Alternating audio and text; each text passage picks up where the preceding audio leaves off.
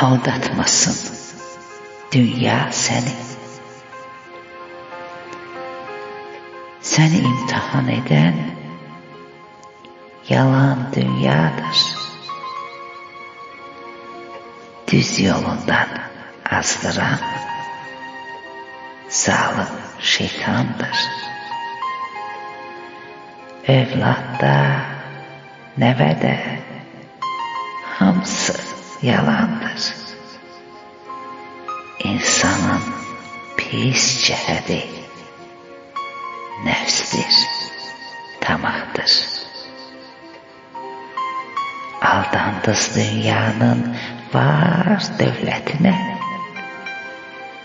sattınız vicdanınızı ucuz kıymete. Doymadı gözünüz, uyduz servete. Naxələf çıxdınız haqq, ədalətə. Qalmadı diriyə, ölüyə hörmət. Getdi əldən həya, abır, namusla qeyrət. Aldı hər kəsin gözün, tamam, şan, şöhrət. Sandılar sanki yoktur sonda ahiret. Görmedim bir neferi korksun Allah'tan.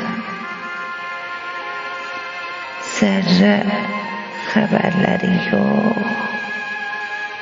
gelen Kur'an'dan.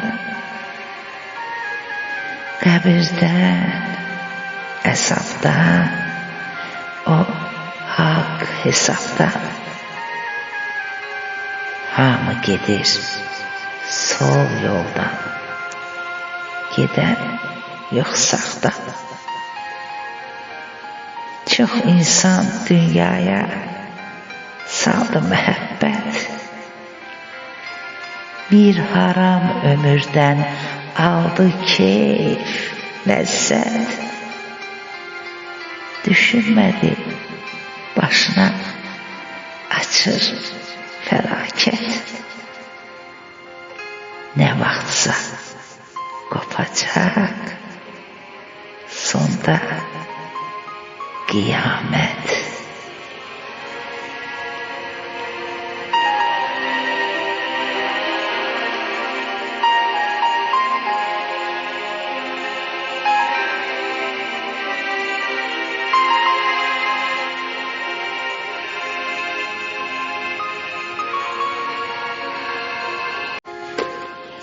Aldatmasın dünya seni.